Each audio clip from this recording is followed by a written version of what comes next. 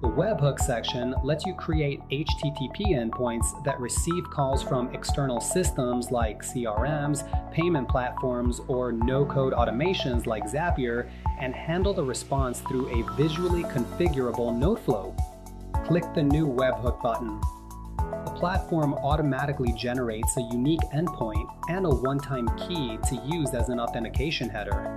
Click I copied the key to confirm and return to the list. Each webhook has a visual flow editor.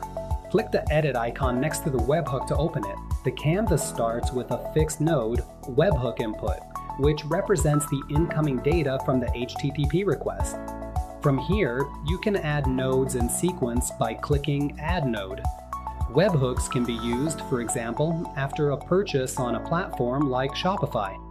A webhook is called with the order data, and the bot sends a confirmation message to the user with their order number and status.